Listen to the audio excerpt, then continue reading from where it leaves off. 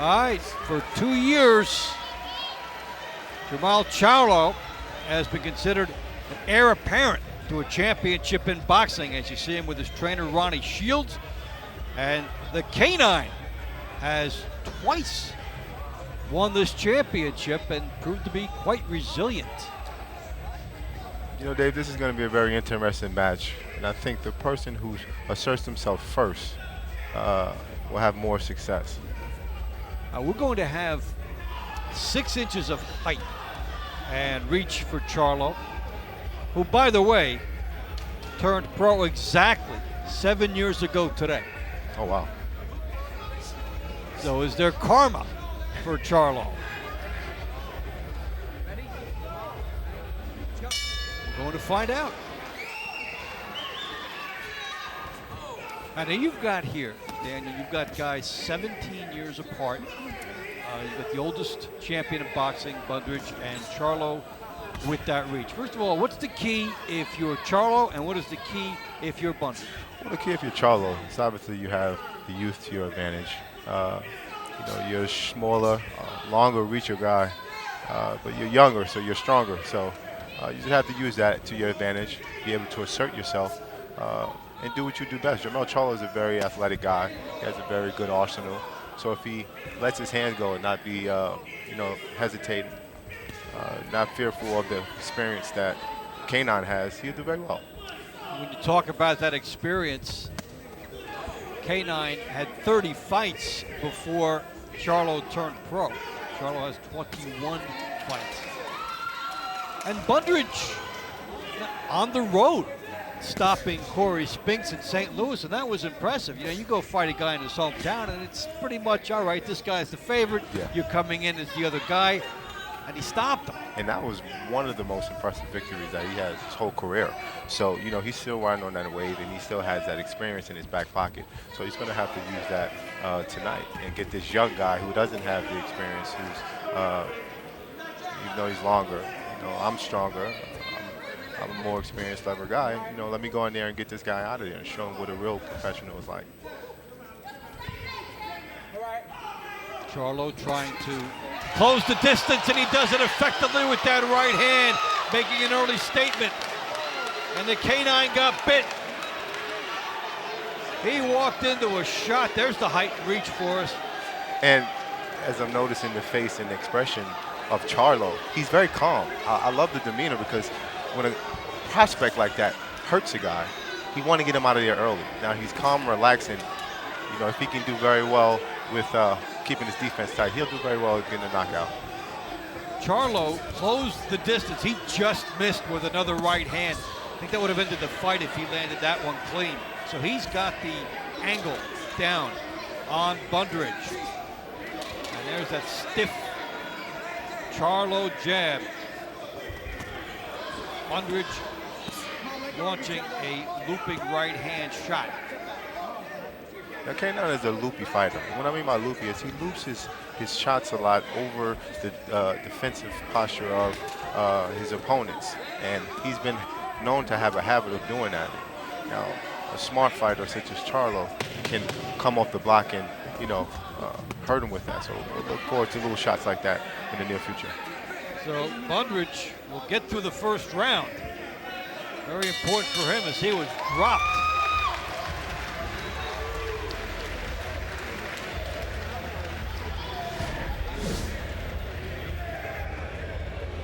So an uphill climb in that corner.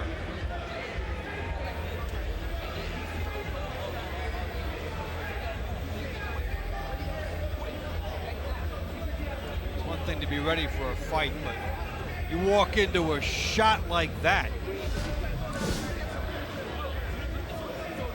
And Canine, you know, he's used to being knocked down. This is something that his territory is. You know, he's used to being knocked down, and as you see, Charlo lands a beautiful overhand right. He's ready. He has a smile on his face, and Canine's ready to go to war. So look forward to a very entertaining match coming this next second round. So that's his prerequisite. Yes. You know, sometimes it takes guys for them to get hit in order for them to wake up. You know, there's been situations like that in my fights that, you know, I didn't wake up or do the things that I needed to do until I got hit. Second round action. Jamal Charlo and Cornelius Bundrage. IBF World Super Welterweight title, 154 pounds. We've outlined the Bundrage story. The Charlo story, twin brothers with Jermel, also a fine fighter in this weight class. And he is 1 minute older, his twin brother. So I wonder if he's ever used the line, hey, you know, listen to your older brother. Exactly, yeah. No, any little inch you get over a big brother, you use it. But, you know, having a brother like that is equally as talented and gifted as you are, serves as great motivation and great tools for you to sharpen each other's. You know, I know both of the guys since they were amateurs, and, you know, they've been hard workers, very good kids, and determined. And, you know, they're relentless to become champion. And twin brother aspect, they played pranks on people when they were young. Sometimes they would take each other's tests, show up at school, maybe make a crank call and say you're the other guy. And even now, Daniel, they're number 1 and number 2 in the rankings. You can't separate these guys. Yeah, no, they're inseparable and absolutely deserving because, you know, these guys are gifted. I think if they would spar, they'll never fight each other. They should maybe switch the trunks up and put the other guy's name on. Another big shot. Knockdown number 2. And Bundrage, the water gets deeper. The height and reach of Jamal Charlo, a punitive aspect. So much for him to overcome. Now, what about it? Should he be tying up here? How does he negate?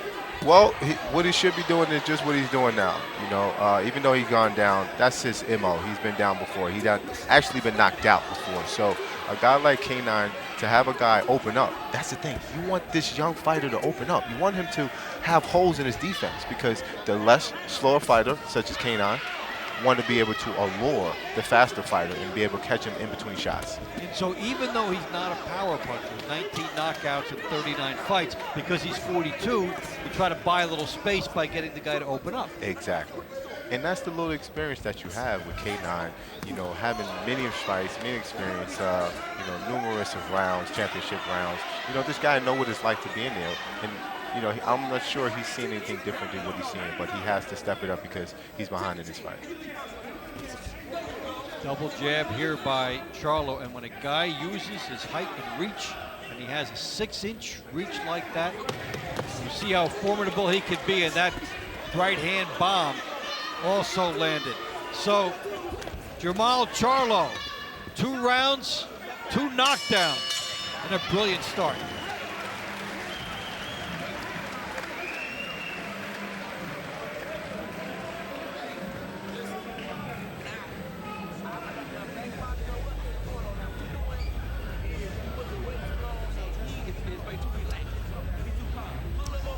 All right, so in the corner of Bundrage, Concern, and in the corner of Charlo, Ronnie Shields, one of the very best in his corner.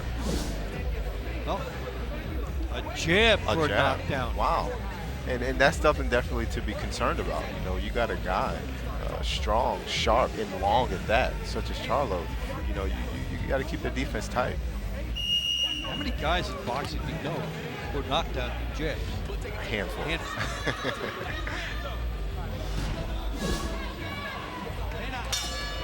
Round 3, Jamal Charlo off to a great start in this 154-pound championship bout against Cornelius K9 Bundrage. Dave Bontempo and Daniel Jacobs with you here on Premier Boxing Champions. And later on, we'll have Peter Kid Chocolate Quillen in action, 160 pounds. Ooh. Good left hook, and Bundrage in trouble, and Charlo is on the verge of a title. 3 knockdowns. He jumped on that one like a veteran. So he's gotten him with a right hand, a jab, and a left hook. I guess all that's left is an uppercut.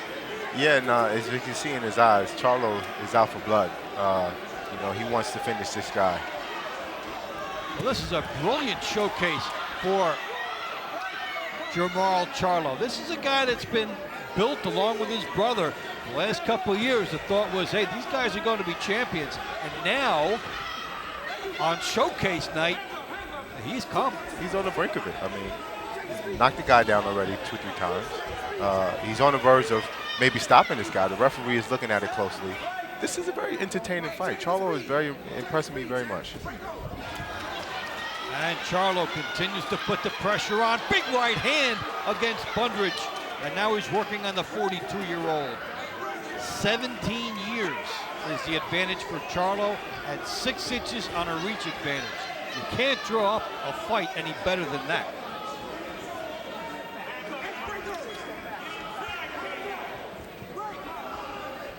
K9 is on his heels now. He's on the back foot. He wants to stay away from the power of Charlo. Charlo has a solid 1-2, and that right hand's been landing all night. We've seen Bundrage do a lot of good things in the last 5 years, but he is back on his heels in this instance and in danger of being stopped. Absolutely. Charlo is landing every punch at will, and to me, it's only a matter of time before he gets the stoppage.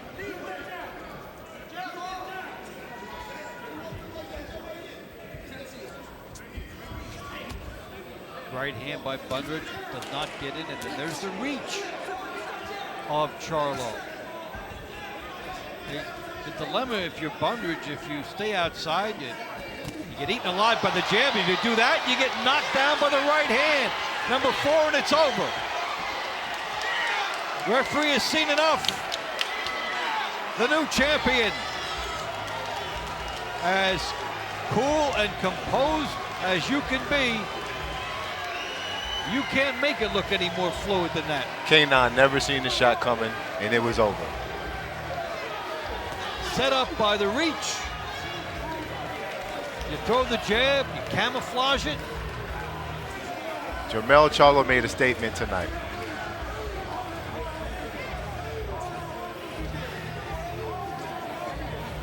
And what a moment. Good left hook, that's knockdown number 1 of this round, setting it up. He had a knockdown in rounds 1 and 2. And like you said, the jab has been beautiful all night. He's been landing that jab at will. So what he did was he threw the jab out halfway and got that right hand over the top and knocked him out. Beautiful shot, classic. The jab was meant as a decoy in that instance. Absolutely, because he didn't extend it entirely to land the jab. He threw it so he could catch the eye and the attention and catch him over with the overhand right. Look at this, feel that. Absolutely. Beautiful shot. Reminds me a little bit of a Tommy Hearns type situation there. And he would throw the left hand a little bit like off the center of the jaw. Absolutely. And then you think he missed, and then you lean a little bit, and then you're right in the path of that bomb. And this is really quite a performance. As you look at Ronnie Shields with him, who's trained him and brought him along, and the twin brother, very happy. Now, a lot of people thought that this was his time. But did you think he could make it look this easy? That's the thing. Sometimes when you have a prospect, you say, hey, this guy can beat this guy. But sometimes it's not about how you beat a guy. It's about how you look, how impressive you look, and impress the crowd and impress the boxing fans. And tonight, Jermell Charlo impressed us all tonight. The brothers Charlo, now I'm his brother. I walk around and start telling people, did you see what I did today? You see that championship I won today? Oh, yeah, absolutely. Hey, this has really been some story, and it blossomed on this occasion. So there's a guy that's putting his name in there with Canelo, Erislandy Lara, Floyd Mayweather.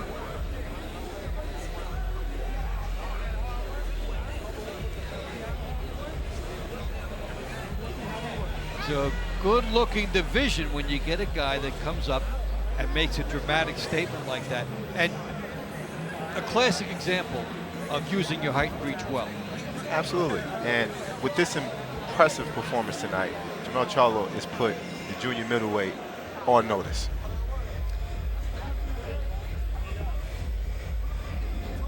Let's take a look through the montage for Charlo. Opening round, big right hand near the temple area. Bundrage down. Figure, okay, that's his prerequisite, right? He always likes to go down early, no problem. So that was the big right to the temple. That was just in the opening round, and you see the balance and leverage he has. Then, the jab. And again, that was a stiff jab, and again showing the reach. Yeah. And watch him putting the pressure on here, sensing what he can do. The big left hook leading to that knockdown, and the right hand behind the jab. Referee sees it right away. This is absolute beauty. Key is the shift between that jab and that right hand. It's a split second. absolutely.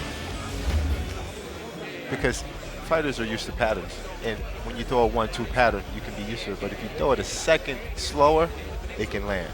Because we're so used to timing. We're so used to precision. It's like jab, beat, right hand. Exactly. But this is a jab, right hand. Exactly. And good night. It's all about timing. That's why I love this sport, this craft, because it's a beautiful thing. Daniel Jacobs, of course, my partner, a 160-pound champion. So not only loving the craft, but a practitioner of it at the highest level. So they'll be giving us the final numbers pretty soon. But that is about as good as it gets. You're going to try to pick a way to win a title.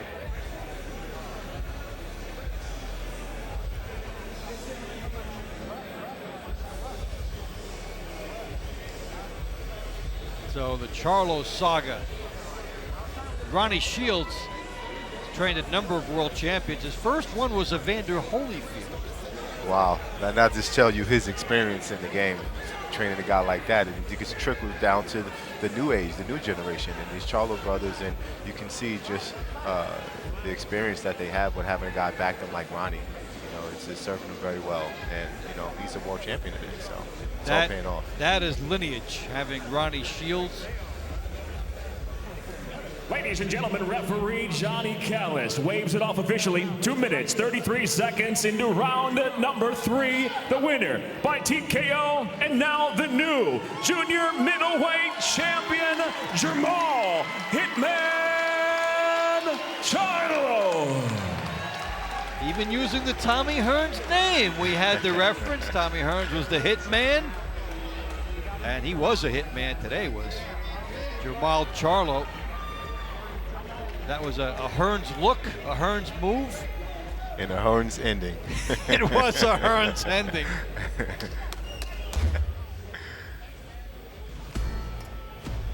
Well, he was really able to pour it on. Yeah, no, he was able to do exactly everything he wanted to do in here. You can tell from the very moment the bell rung, he started to jab, he started using his full arsenal, and within 3-4 rounds, he got the guy out of there. This is an impressive victory from a young prospect. This is what you want to see. Body, head, all different types of moves, and you've seen it all tonight from Charlo. I'm impressed. We're all impressed.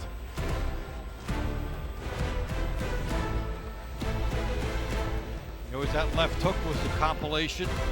So he kept his distance very well. And that might have been one of the subtle things he did in this contest. He always, whether he came forward or whether he came back, he always had the right distance. Absolutely. And that's, like I said before, that's always key. Boxing is keeping the proper distance. Because even the guy who's shorter than you, legendary Mike Tyson, was able to land jabs with guys. Because it's all about the distance. And if you get the distance, you'll be, like we seen tonight, the victor. So Tyson was a master of the head movement and bob and weave. Charlo, the master of staying outside and winning big.